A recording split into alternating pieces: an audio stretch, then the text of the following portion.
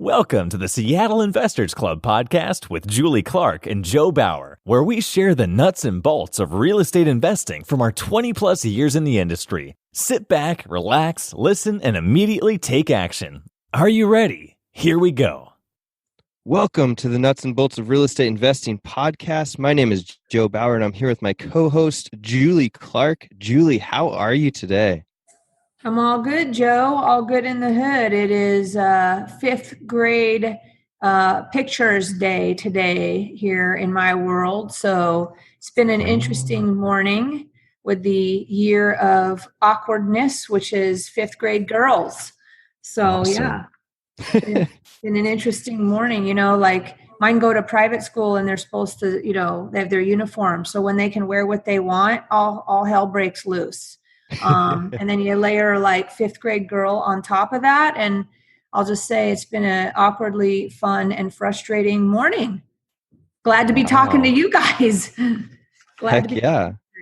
Right. So exactly. They get, you know, they're at that age where they're wanting to pick their own outfits that are slightly dorky or slightly inappropriate. And then they brush their hair like flat down on their head. Like it's not the best look, but you know, it's part of life. I'm looking forward to see how things turn out today over here in Clarkie land. What's going on with you? Where are you at? I am in Sand City, California, which is just outside of Monterey. We camped in Big Sur last night, which is beautiful, but doesn't have awesome cell phone service. So we couldn't hang out there while we did the podcast. But I was actually just telling someone about your guys' trip up with the back roads in Canada recently, and it was just they had a daughter that was going and doing some really crazy 50 mile per day in junior high bike riding trip. And yeah, so awesome. I actually think my kids could do that in junior high at the tailor end of junior high, because they you know, this year they biked 20 miles, you know, with rolling hills in driving rain up on a mountain highway. So with cool. bears on either side of the road. And, you know, It was pretty awesome. Right. I was like an army sergeant though, because I was behind them, like switch gears, down, shift, you know. That's what I was telling him though. I was like, oh yeah, my business partner's daughters did this and they were doing it and it was really bad weather. And because this girl was nervous about it. And I'm like, so, you know, I think you got this. Yeah, you got it. Yeah. And it actually, I think in hindsight, you know, makes it more fun, you know, to have that kind of experience. Speaking about Banff though, did you hear about that wolf? Maybe we've talked about this before. There was like a dang wolf, like not too long after we left there, that like attacked a family in a tent, and the husband laid on top of his wife and his small little kid, and the wolf like grabbed him by the leg and started like dragging him out of the tent. What? Yeah, some crazy shit like that. And then this morning, because now I can't stop thinking about that. I don't know about all you guys out in podcast land, but there's two things that have changed in the last 3 years in the Seattle area, and it's called bunny rabbits and coyotes. I don't know if anybody else is, you know, if you guys give me a shout out down below on this podcast or however you're listening to this, or in the comments, and say, yep, we got bunnies and coyotes too, because it is crazy. Buddy and I were out, my main man, Buddy Clark, our Labradoodle, were out at like 6 a.m, just out here in our neighborhood. You know, he's doing his biz, taking his whiz and his number deux there. And right, we all of a sudden we're like face to face with a damn coyote. Scared the shit out of me this morning. Literally. Wow. Scared the shit out of Buddy. But what I'm saying is something needs to be done, because there are some big old coyotes in this hood. I'm having to like text my neighbors, like, keep your little dog inside because the wolf man is back. So wow. Yeah. It's kind of scary. Because are they hunting the bunnies? Is that what's going on? I don't know. Either that or they must be eating some cats. I don't know about if they can catch those bunnies, but you know, whatever. That's what's going down. So you're out there in the woods. You know, I'm all worried that Joe's here, guys, running out in these national forests, going to run into bears and moose and all this stuff. And here I am in smack in the middle of Seattle running into coyotes and, you know, crazy wild bunny rabbits. So Yeah. One of the, just like a fun fact, one of the crazy things that I learned about coyotes while I was out in the middle of the woods is that they can live in almost any environment. And if you actually threaten them, then they breed more. Oh, So they have this great. instinctual thing, yeah, where if you try and like kill them or you start killing them, and when they do their little census, when they howl, if they don't get the calls back, then they will actually have more pups to keep themselves alive or Keep their the pack bloodline alive. going, right? Yeah. Well, this is my transition today because I'm trying to find a transition to introduce our awesome guest who keeps the pack going. Let's say I'm going to use that. Nice. Our awesome guest today, Beth Johnson from Flynn Family Lending. That's a good transition from breeding out of fear to private lending. I'm not sure, but that was good. You know, yeah, there could be some crossovers, right? You know, it's some tough material to work with there. I know you're like a mama there, though. You keep our investor world going, right? By offering such awesome private money opportunities through Flynn Family Lending. If I say Flynn Family Lending, like that could be like a drinking game. How many times you can say that in a row? It's a bit of a mouthful. But we chose that name on purpose. We wanted to be family oriented. We wanted to be approachable, transparent. So it does the trick. Awesome. Well, hey guys, if you do not have Beth and Matt Flynn of Flynn Family Lending on your direct dial as part of your broader team, wake up and give them a call. This is, you know how we talk about when you have your own, you could be like a one-man show or a one-gal show, but you have an extended team, and that's your attorney and your title and escrow people and your lenders, private money, hard money, some of the same there, but different terms, different situations. Your conventional lender, your favorite broker, which could be me if you'd like it to be, but your favorite real estate, all those things, all your support group. And today we're going to add a major player onto your roster. And what's up, Beth? Hi, thanks for having me. Sure. We're happy to have you. So, since we took about the first 15 minutes talking about wild animals, Joe, why don't we just jump straight into it today? Including children. Get on with it. So go for it. All right, Beth. So the first question is always to get to know you a little bit better. So if you could take us way back to where you grew up, how you grew up, and how that led you into this family lending business, we'd love to hear it. Sure. I'd like to say it was a little bit more calculated than it was. Although as a kid growing up on a farm in Issaquah, so I'm a born and bred native in the Pacific Northwest. My dad was an industrial arts teacher and knew he wasn't going to get rich that way. So he did real estate on the side. He was very handy, obviously, being in the wood shop and metal shop world. And I spent most of my childhood at flips, although they weren't known as flips back in the 70s and 80s. But I was the kid there hanging out on the weekends, picking up shingles and searching for nails and junk to put in the back of the pickup. So I was able to learn pretty early on about the value of real estate and being able to build wealth that way. Although my family didn't really share with me the financing side of it. So that part was kept a little bit secret from me.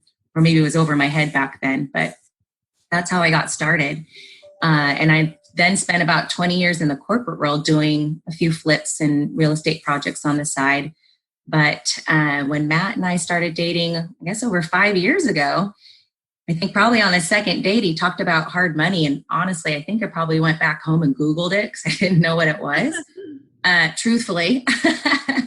And then when he wanted help, obviously I cared about him and I thought, hey, I work part-time. I can help you build out your business again. And he had done it before, previous to 2008. He also grew up with a family that delved in real estate on the side as their side hustle. His dad was a pilot for Alaska. And he had taken a reprieve from private lending in 2008, but then wanted to get back into it. So I kind of started that way I'm an accidental entrepreneur. That's what I say. I really didn't plan on getting into this space. We didn't plan on it growing as fast as it did. We're grateful for that.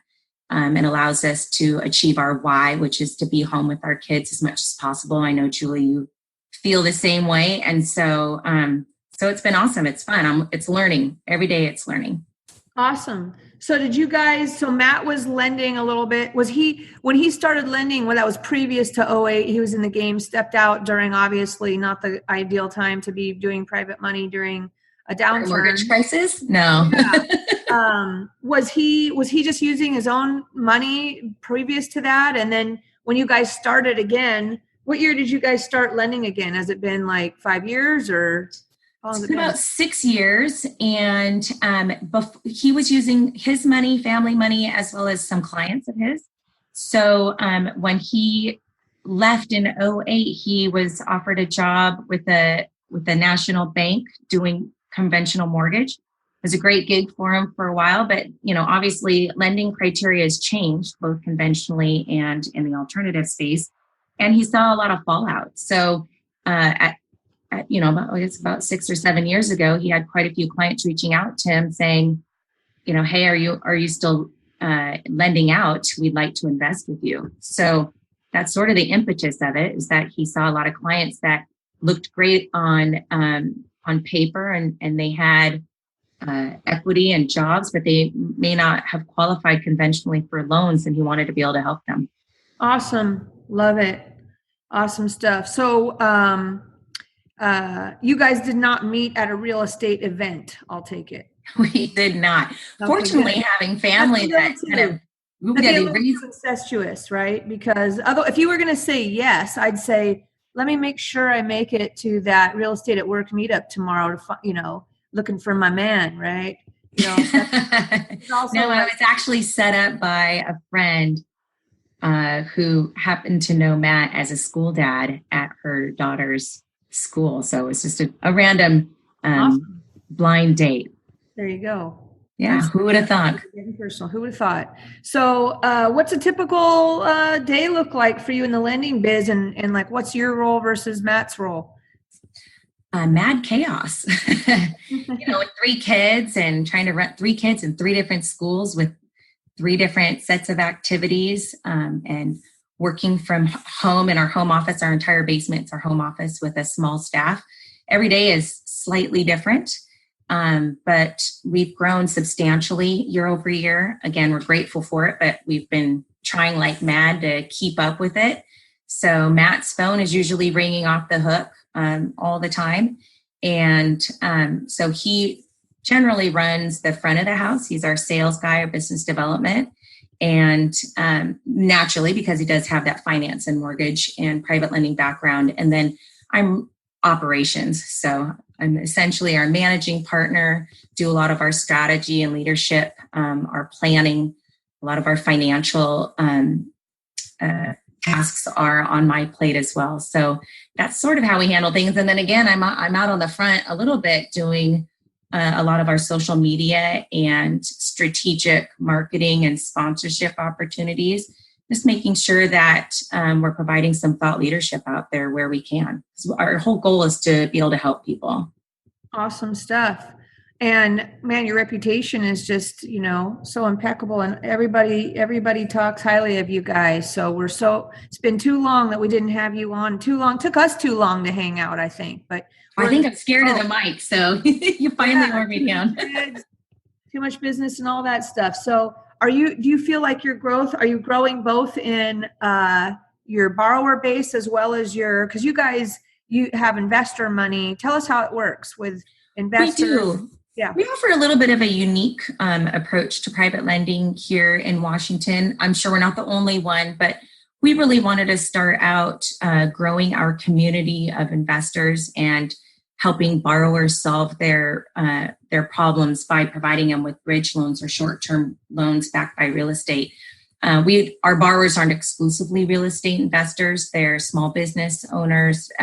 They kind of run the gamut, but we wanted to do a whole note investing opportunity for our investor lenders, I like to call them, where we can help make them to investments where they can make really solid returns on their hard-earned money, but try and mitigate some of that risk by not having it invested into a mortgage pool or a fund. What that offers them in terms of security is that they're individually named on the promissory note and the deed of trust that's recorded with the county, and they like that added security. So it's passive income to them, mailbox money, I like to say, but they get a little bit of more control over the deals that they choose to fund. So if you guys are listening, what we're talking about is, yes, you can go borrow money from Flynn Family Lending, but you can also lend your own money through their platform. That's what we're saying here, right, Beth? I mean, that's right. We have quite a few borrowers that also choose to eventually get out of the real estate game as an active investor and then invest with us passively because they understand the real estate world. They want to continue to dabble in it, but they don't want to actively flip or manage rentals anymore. And so that's a great space for them to transition over with that. Such an awesome opportunity. Do you find that what's a minimum you think somebody would need? I mean, I know you guys do some seconds as well, which can be smaller pieces, but what do you think's, if it's answerable, a good minimum to start with? Obviously, the more the better, gives you more opportunities, but. Sure. Well, for both borrowers, investors, I think, we have gone as low as 25 to 30,000. At some point, because of third-party costs with title, escrow, doc prep with our attorney, recording charges, our fees to cover our overhead, it becomes a little cost prohibitive the smaller you get, right? Because there are some fixed costs that we can't control. But that said, we do smaller loans like that. And we like to delve in that space because other hard money lenders that operate funds do have some thresholds in terms of dollar amounts and the amount of time that you need to keep your funds invested with them. And we don't like that model necessarily for everybody because we want, an everyday person who worked hard to save over time to be able to invest no matter how much that was to them. Because at 10, 15 to 100,000, even into the seven figures, most of our investors aren't independently wealthy. They just want a safe place to keep their money, and they worked really hard to get it, and they should be able to earn money with the money they earned. Right. And how does that work processing wise? Do they run through like a loan servicer through you guys, or how do they receive their payments? They receive their payments through a third-party servicer. Again, we always like to support local business because we are a small local business. And so we utilize Evergreen Note Servicing out of Sumner, Washington to facilitate our loan payment disbursements. Typically, it's through an automatic ACH withdrawal from the borrower and through an automatic ACH deposit to our investors. Something interesting, we're getting off-side topic here. I'm thinking of my wonderful buddy, Mariska, and I talking. Do any of your investors, this is totally not even on the list of what we thought we were going to talk about today, but this is how it works, right? We just go with the flow. Do any of your investors ever want to sell their note positions? Our investors don't. Remember, I was talking with Larry and Mariska about this last month. We went to breakfast together. We do often get quite a few phone calls, though, for people who maybe inherit either a fractionalized portion of a note from grandparents or parents and that want to sell. And that would make a great fit for Mariska and her team. Yeah. Our investors really want to place their money and have it in service because when their money is deployed, then they're earning income. It's not often, or it's a little bit more difficult for them to sell it at a discount, nor do they really want to. Right. They prefer to retain that note for the duration of it. So all of ours are short term. They're anywhere from 6 to 12 months, usually on average about 10 months. And quite a few of them, often when payments are made on time, they're willing to do a full term extension. So they're perfectly happy keeping their money deployed and just earning good interest on that month over month. Perfect. I think I want to send you some money. So we have sent a few people to Mariska though. Yeah. Let me say, so let's say someone gives you 200,000 or something like that to work with, or do they keep it in their possession and deploy it direct to the borrower and you just basically help them manage the process and the paperwork and of course collect your fee for doing so, which I imagine is points or something? Kind of like the latter. Our model typically has been to source the deal, vet it out, and create a what we call an investor overview that has a high-level detail about the borrower profile, the project or the use of funds, the exit strategy, and the property itself, including LTV, pictures, links out. We like to use Pelago a lot, and we have an intern on staff who has this real estate license who helps us pull our realist AVM as well as some MLS comps, because we do all of our valuations in-house to keep things quick and easy, not have to rely on a third-party national appraisal to come in. So we fish that out, and if they like the deal, then we move forward with doc prep, and our escrow attorney handles all the transferring of funds if he's going to close it. Typically he does. If we get too busy, then we'll work with title and escrow and have them disperse funds. But no money is ever sent directly to Flynn Family Lending. We like that because there's really no way for us to even turn it into a Ponzi scheme, right? We don't accept any funds. We don't, if you want to invest with us, we wait to do anything until we find the right deal for an investor to fund, which is great for us and great for the investor. How do you send out the opportunities? Is there like an email list and you send out opportunities, or you just send them out to the people that match up with the terms that the particular deal needs? Or yep, we don't like to cattle call because at some point then it becomes whoever's on their email the fastest, right, gets all the great deals. And what we prefer to do is meet with all of our investors in person. I would say probably 90% of our investors are local, although we do have some across the country in several different states across the nation. But we like to get to know them and understand their risk tolerance. We like to understand what kind of deals make sense to them. Not everybody has the propensity for risk to take on a second position loan. Not everyone wants to invest that same $200,000 the same way. I've got some clients who want 2 smaller deals at like around $100,000 each. And then I've got some that just want one single borrower and one single payment and one single set of docs and property to have to worry about. So we like to take those needs into consideration and then float them deals that make sense to what they're asking for. Love it. We round up as a team. We have daily huddle ups to make sure that we're deploying our capital that meets the needs of our investors and trying to match them with the borrower's needs in terms of getting their loan through to escrow and funded as quickly as possible too. Is there a sweet spot at all? Maybe this doesn't make any sense, but is there a sweet spot that you find like you fund a lot of, 150 or, you guys do a lot of, what percentage do you do? More of a percentage of seconds than firsts? Well, I would say last year we were probably sitting at around 60% seconds and owner-occupied business purpose loans. However, this year firsts have kind of crept up there too. So we're probably about 50-50 actually. Maybe a little bit more on the first lately. Tell us what an owner-occupied business loan looks like. We partner up with another broker that helps us do owner-occupied business purpose loans. That allows our borrowers to tap into the equity into their primary residence for the purposes of sometimes business seed capital. We have a lot of, like I said, a lot of small business owners that come to us that are looking for seed capital to either improve or enhance their current or existing business or to invest in a startup. And so that's happened as well before. We also do owner-occupied business purpose loans so that really seasoned investors can leverage their primary residence as collateral so that they can do other real estate investment strategies, whether that's BRRRR or flipping.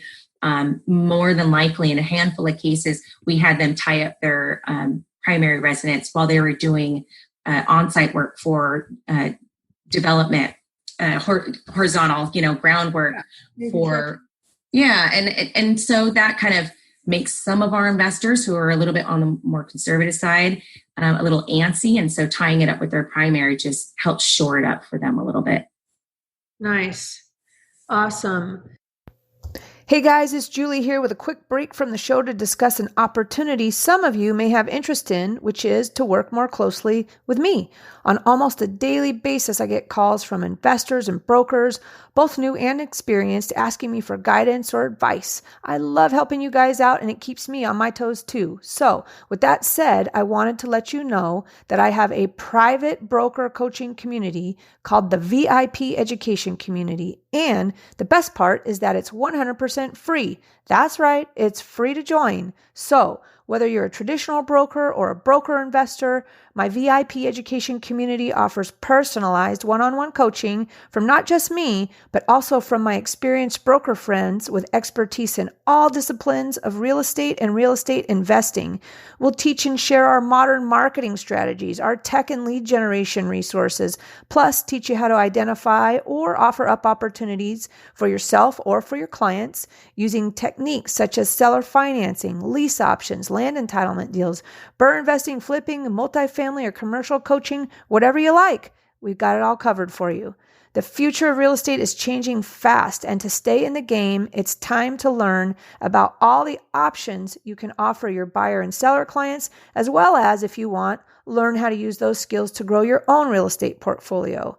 If you'd like more details about joining my VIP education community, reach out to me at julie@seattleinvestorsclub.com or text me at 206-910-2985 or just send me a Facebook message.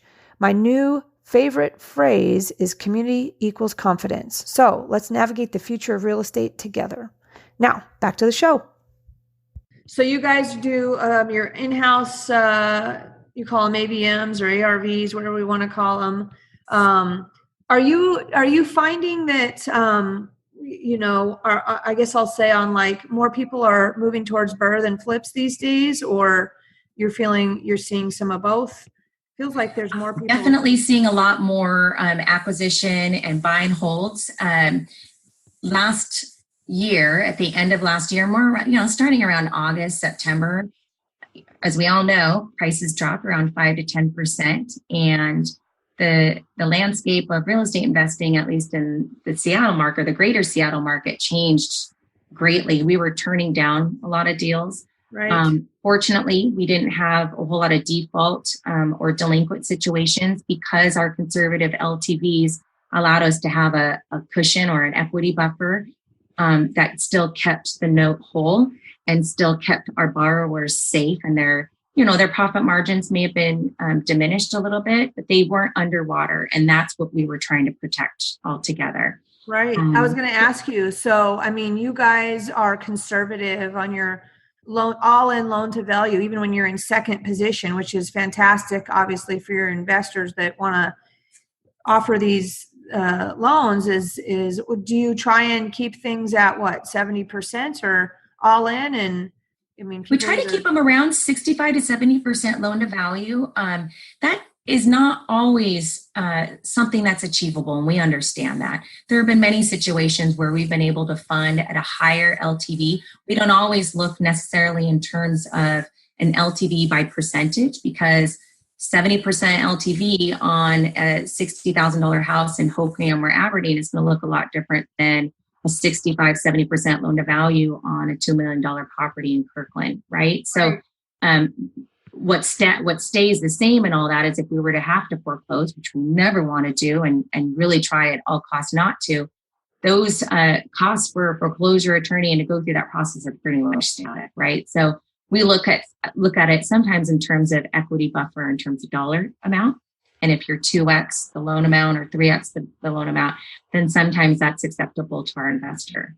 And there are many cases where people find an awesome deal. We just did one a couple of weeks ago in West Seattle, and it was a screaming deal off market. We funded the whole 100% of the acquisition costs. Right. Because so maybe there's some equity going into it and so forth, right? Yep. Sometimes our clients will cross-collateralize their properties so that they can also increase that loan to value. And they're perfectly willing to put that up as collateral so that they can get this property and show that they can turn it around for profit. I was going to ask you about that. So you guys do cross-collateralize. Can you tell everybody, because not everybody is that's listening is maybe understanding 100% what that means. Give them a little background on what it means to cross-collateralize. That's probably, or can someone cross-collateralize a flip with their primary, or how does that work? Yeah, essentially cross-collateralizing is using more than one property, whether that's your primary or a couple of rentals or the flip property plus something else. It's all up in the air. We kind of take everything pretty casually and really open-ended. We don't love having standardized programs out there because we like to take each incoming loan inquiry case by case. And so we've had some clients, I think probably the most we've ever done was, I believe, 5 parcels. It wasn't necessarily 5 pieces of property necessarily, but it was this gentleman's commercial building that housed a restaurant and an apartment in Mukilteo, and then he cross-collateralized it with an RV park that he had in Darrington. And that property happened to be pretty sizable and had 4 parcels associated with it. Don't say RV park in this crowd, or everybody's going to give you a call and he start. Got a pretty good deal on it. You think he wants to sell it? He does not. Just for the record, the guy does not want to sell it, everybody. So, yeah, boy, that asset class, that, and have you gotten any of the adult family home calls yet? We have. Yeah. We have not yet. Gosh, I can't remember if we have or not. We do so many deals, it's kind of hard for me to remember. I mean, we get calls on that pretty frequently, but quite often they're renting out to management companies that will run the adult home facility. So essentially, they're just a landlord. Right. Awesome model, though, by the way. So for all you interested in that and sniffing around. But let me ask you, what else do I want to ask you here? So newer investors, listening to great, now I have a source for second lien position, and they might get confused that means that they can, find their equity they need to close through you guys, but it's not as easy as that, right? It's really about the project and we'll say the loan to value cap. Like you said, each situation is different. If you're walking into a deal with a lot of equity, maybe you're able to, get a higher % loan to value. But just because somebody's willing to put a second on, everybody that's listening, doesn't mean that, that means they're, since you don't have any funds to get into real estate, you can just go to Flynn Family Lending and get, that equity you're missing to close. That's not exactly what this means, unless you have some super great deal, right? That's right. I think a lot of people feel as though experience is maybe like the primary way to get the best financing. And in some cases that is with certain lenders. But I'll tell you that, as most private lenders and really just any lender in general, there's so many different factors that we evaluate the deal on. And that's the collateral, obviously, because they are asset-backed loans. But we also look at the creditworthiness or the character of the borrower. And sometimes the experience comes into play, but I'll tell you, there's so many different factors that are outside of anyone's control. You and I have been in the real estate business for decades, off and on. And so we've experienced the pitfalls and the peaks prior to 2008, which a lot of borrowers who come to us haven't. But there are so many challenges that we can't necessarily control, like a dip in the market last year. So your experience really, it can help determine whether or not you're capable of handling a market fluctuation or what happens when you open up that wall, but it doesn't necessarily dictate the outcome, right? And so we really challenge our investors, both new and experienced, to vet out their project. And we're going to be kind of tough on it, right? Because we just don't want to see any failures. On the borrower's side, we don't want to see them fail. We certainly don't want to take their house back.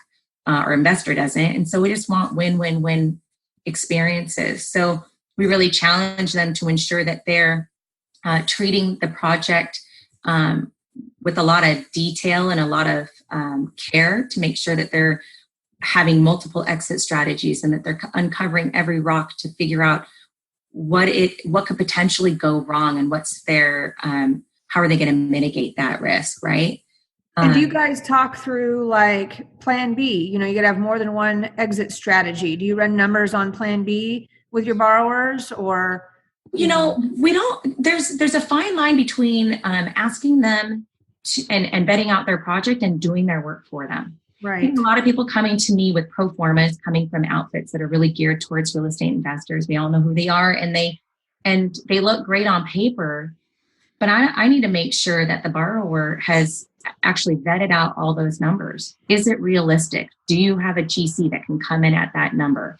Right. What is that? Don't use somebody else's construction numbers when they say that that's what they do, and then they also say, oh, you can use our contractors. Here's a list of our contractors. How many times I've seen people, well, I got a list of their contractors, and then they call them and the contractors are like 60 days out or not available, and they relied too heavily on the resources of others.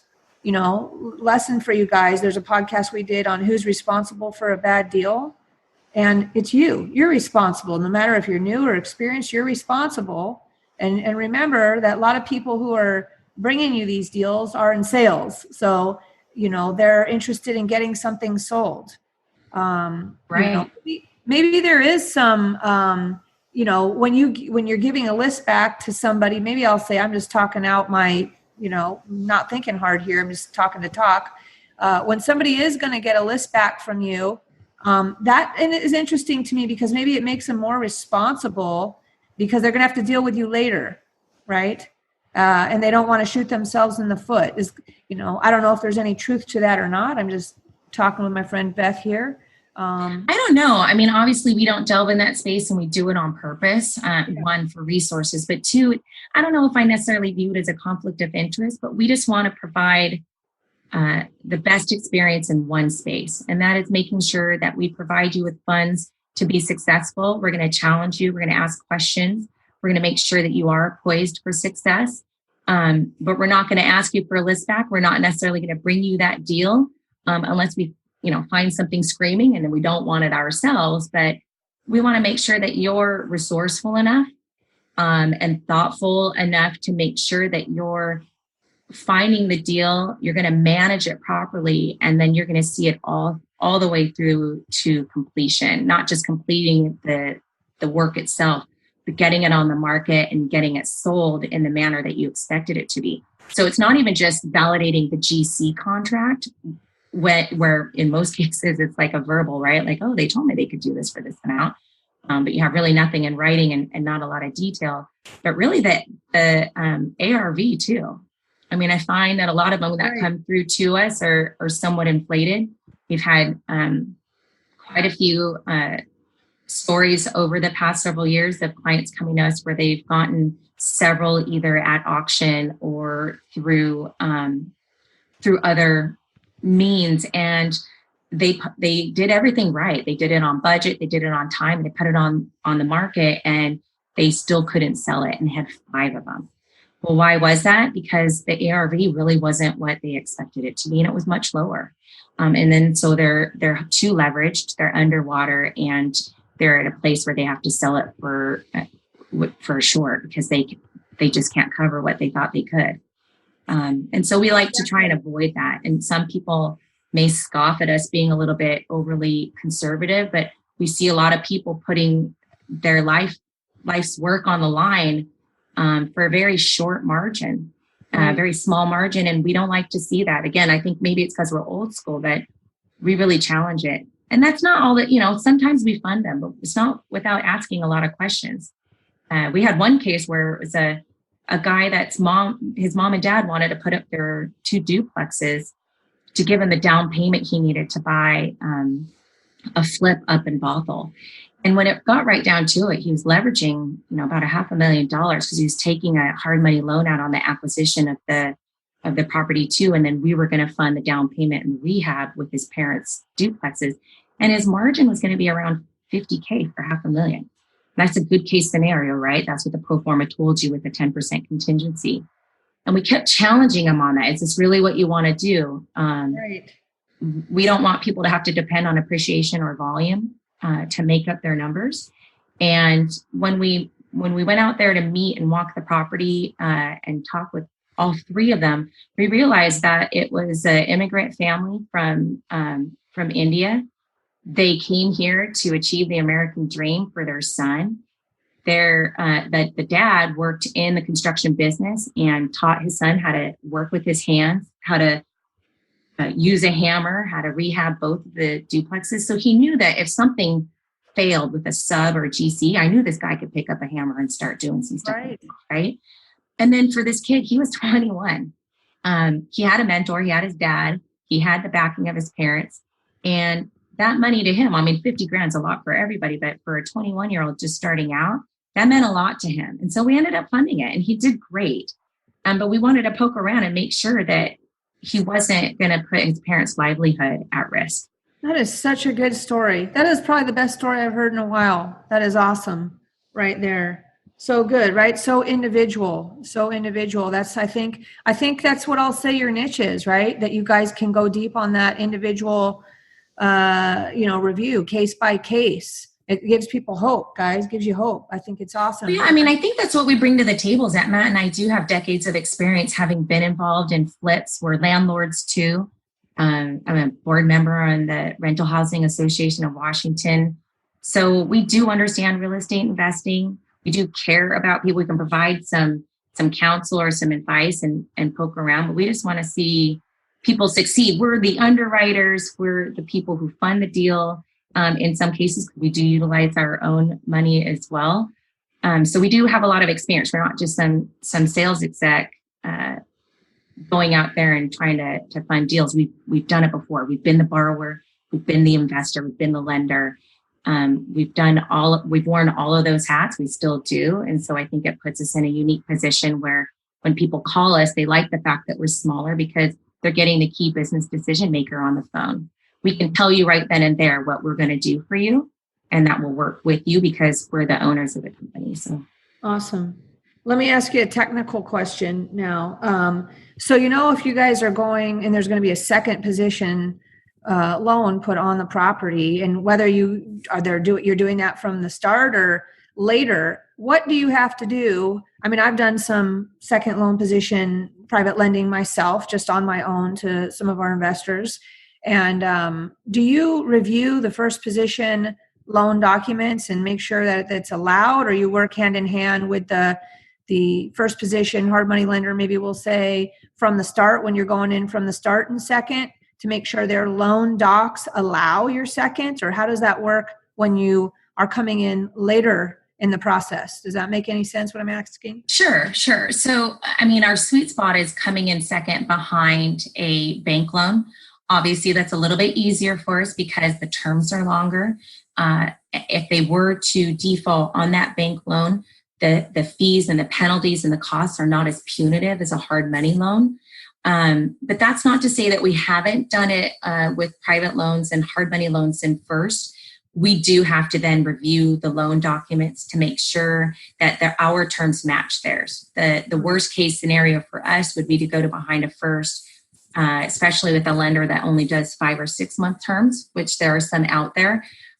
We know that those hard money lenders will cap out at 1 or 2 extensions, and then they foreclose. And that's not a place we want to be in. So we look really hard at what's in first. We ask for a mortgage statement or a HELOC statement, a current one, just so that we can validate that PITI is all included, right? And so then we don't have to worry about taxes, insurance. It's actually kind of like why we like going in second sometimes, because we know that taxes and insurance are going to be covered. But when it comes to going behind a hard money, we'll take a look at it and make sure that we match our terms to theirs. So our maturity date will be their maturity date. And there does have to be a pretty significant, or prior, and then there has to be a pretty significant equity buffer there to make that happen. Right. So we don't do gap funding. That's not something that we're willing to do unless they pony up additional collateral. Right. So, and when you go in second behind a conventional first or whatever, regular bank loan, it doesn't alert that bank. There's just for people who are wondering, it doesn't impact their first position loan at all. Do they get notified or anything like that? Because it's going to get recorded, right? I don't know if they get notified. I mean, as a first lien holder, I never get notified if a second's put in there. I think the only time you're required to be notified is if there's a notice of default or a notice of trustee sale. Then you're required to notify the lien holders. I was thinking that you're going to have to be named on their insurance, and I don't know if there's any type of. We just go in on as an additional mortgagee. Yeah. Yeah. And to be honest with you, I don't know. I don't really pay attention to those for the loans that I fund. So I'm not really sure if I ever get notified if I'm in first, if there's a second that goes in behind. Generally speaking, wouldn't think that a first lien holder would really care much because junior lien holders are going to be paid off after you. Right. So that doesn't necessarily impact off a lot of fire alarms for us. And most hard money lenders don't have any issues with that. I know that, we work with Bob Thomas at Merchants fairly often. They're great to work with, and they do have a clause in there that doesn't allow you to have seconds, but they're flexible too. So long as you ask them for permission and sign a form, they would allow second lien positions behind that. So they don't allow it right out of the gate with their loan docs. Like some of the other hard money lenders, I don't know that none of the others that we work closely with, and we have really great partnerships with a lot of hard money lenders around here, including me with Startin Lending and Carolyn at Intrust and Rance at Civic. No, I don't believe any of their loans really have an issue with us going in a junior lien position behind them. Right. And I've definitely gone in second behind some Veristone loans too. So I did. We have too. We just have to be careful about the terms, Yeah, be careful. I had, of course, my attorney had to do some stuff there, but to make sure we were all on the same page, and they worked well with my attorney. But again, it's easier, guys, just to go through Beth and Flynn Family if you want to do that, honestly, right? They've got this dialed in. Well, yeah, we're quick and easy. I mean, I would say for anyone that's W-2 and still in the real estate investing world and has a ton of equity, either in their primary or their investment home, a HELOC, 100%, that is the cheapest way to go, right? But for some folks that real estate investing is their primary job, that's not necessarily something that they can do, and that's where we can come into play. Right. Here's another technical question. So if what does the tax document stuff look like? And do you guys handle that for your, do your lenders have to issue a tax document to these borrowers for the interest they're collecting? Does that make sense? Yes. I don't know about the mechanics of whether or not it's required or not. I mean, certainly you have to post it on your IRS tax returns, either as interest income received, 1099, or an interest earned, paid. So that'd be 1098. Because we do all of our servicing through Evergreen Note Servicing in Sumner, it's a quick phone call to them or a request to have that document at the end of the year, and they will supply that. There you go. Both for our investors and our borrowers. And heads up, guys, it's tax time. It's the end of the year, not necessarily tax time if you until April, but we are going to be having a kick butt investors CPA with us pretty soon here on the podcast coming up. So stay tuned. Everybody hit their notification. I don't know how this works, Joe. I'll tell you at the end. I'm not the tech person here, but to get notified of these podcasts, we have some really good stuff lined up here for the rest of the year. But awesome. So let's see. What else can I ask you here? How about anything? I know I was going to ask you. What about as the market is, we've lost the predictability and stability of the market right now, right? We're sort of, everything's fine, and I think we're coasting a little bit right now, and hopeful that come January, things, like our normal January, things might tick up here again. But, definitely I see some multiple offers happening here and there because people are employing good strategies when they're listing their properties for sale. Others I see sitting. If you guys want to talk to me further about what the best strategies are today to get your property sold for top dollar, then hit me up at julie@seattleinvestorsclub.com and we can chat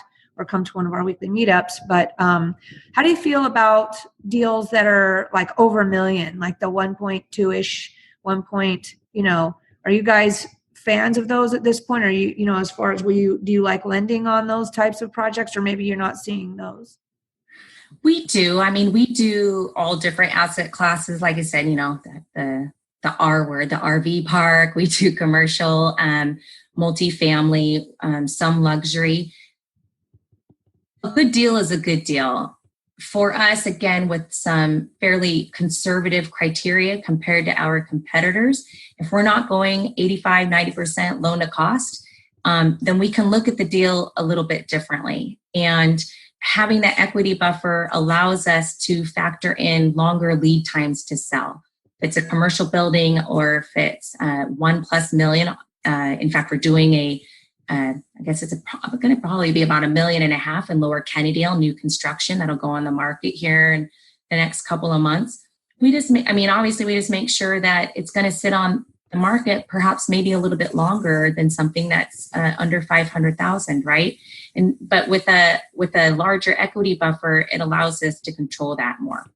It's okay. How do the borrowers, you know, do you just have borrowers that don't mind having more equity in the deal because they're such easy to work with? Or how do you explain that to me? Because, right, some people, there's, you know, by nature, investors, I love you guys, but you're cheap asses, right? You're like going to spend hours chasing pennies and stuff like that. You know, especially when people are getting started, or, you know, almost certain personality types, it's almost fun for them. It's like to see, you know, that they can save that $10 here or there, and that's totally fine. Everybody's different. But, you know, for you guys are going to be conservative, you know, and leave that cushion there. What are the types of borrowers that they're leaving their money in, and they're okay with that, right? I mean, explain to me your borrower profile that seems to be a great match. Yeah, again, it kind of runs the gamut, but most of our borrowers either have equity in existing schedule of real estate that they want to tap into, or they have some money to put down and to use. We need people to have some skin in the game, because if you don't, it's too easy for them to walk. And so what we're saying, guys, is that skin in the game doesn't have to be the exact asset you're trying to borrow on. Like, you know, you can use your other assets. Right? That's what we're talking about. Exactly. And that's how you can leverage your existing rentals to acquire more.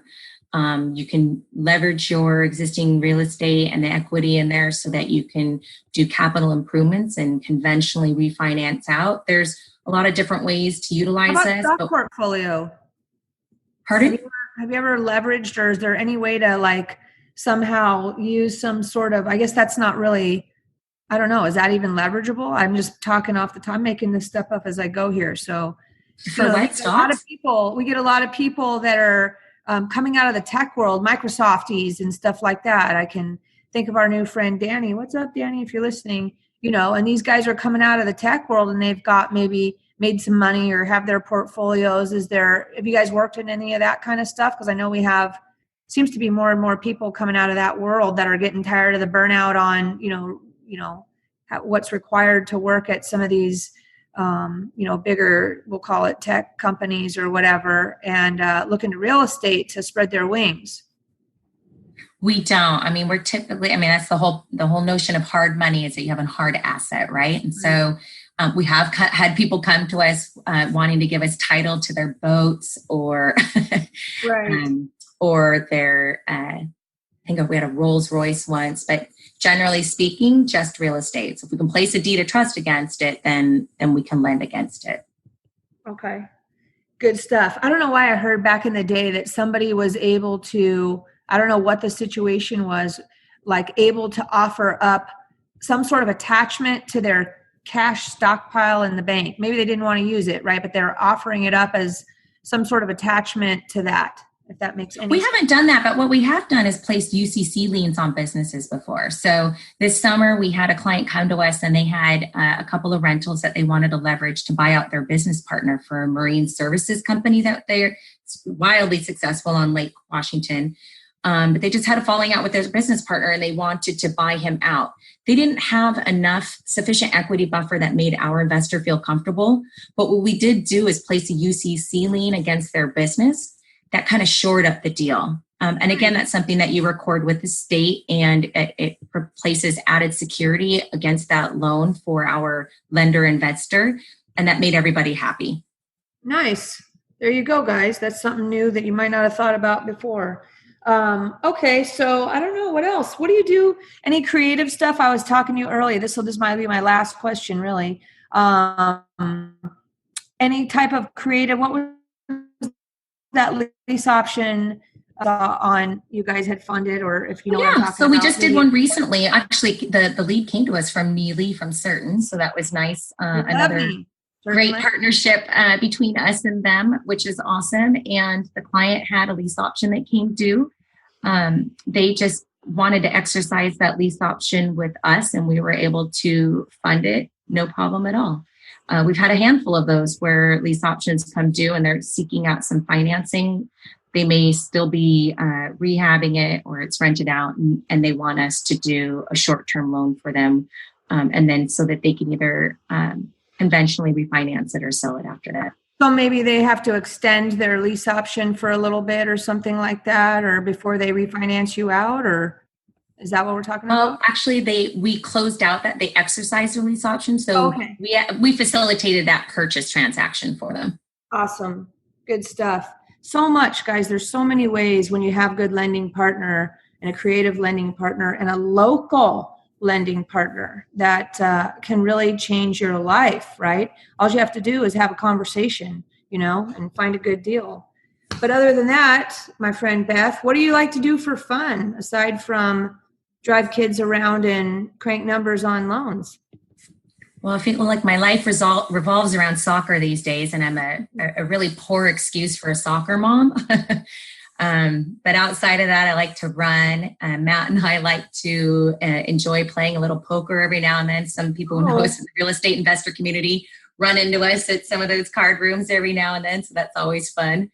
Well, that would be a fun event as a social event that somebody hasn't done yet, is like a poker party or something like that. I've talked about that quite extensively with like Alex Montrose from Moncord and Jan and Gideon. There's a handful of us. We're like, okay, we just need to get a table going, because actually 9 people around a table talking about real estate and kind of masterminding over poker. It would actually, which can take a couple hours or so to play, would be a lot of fun.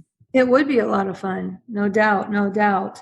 Yes, ma'am. Well, that's good. Well, now that we know that you're a poker expert, I don't know if I'm an expert, but I enjoy it. Well, good stuff. Well, guys, guess what? It's time to wrap up here. It's been about an hour, and we thank you so much, Beth, for hanging out with us. Hopefully I'm going to see you soon at one of our weekly meetups, or actually at one of somebody else's meetups. I know there's one coming up this week also for me and those guys in Albert are having their real estate at work meetup. I think that's on Thursday in Bellevue. If you guys know what I'm talking about, check that out, or you can go on our Seattle Investors Club Facebook page. And I know that Albert or Lika posted it on there. Hope to see you guys in that crowd and have a nice lunch. Other than that, us here at Seattle Investors Club, we have a few weekly meetups and masterminds, which are super cool, different format than the others, which is where we sit around face to face, with anywhere from 10 to 20 people, and have deep, real conversations while we're looking at each other, and talk about deals, talk about problem solving that anybody has.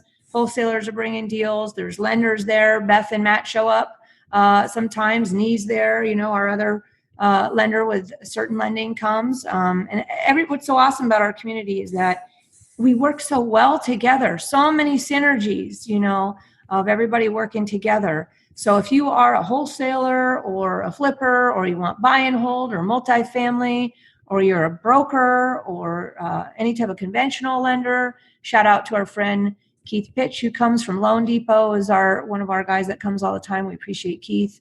Then come see us.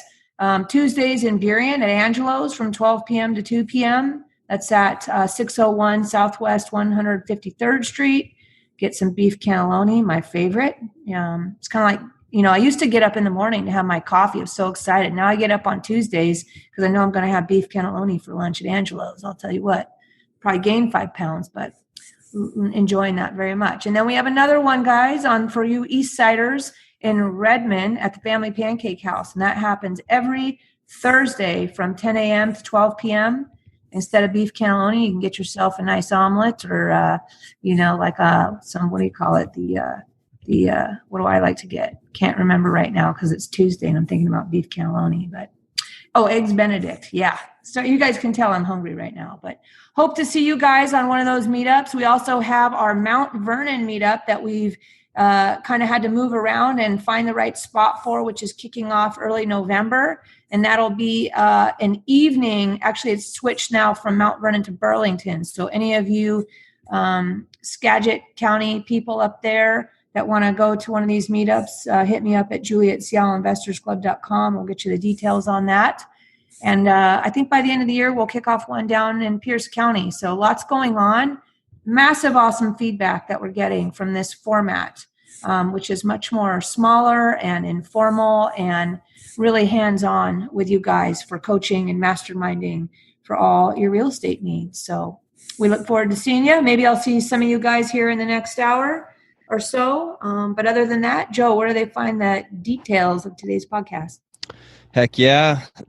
All of the show notes can be found at seattleinvestorsclub.com/88. That's seattleinvestorsclub.com/88.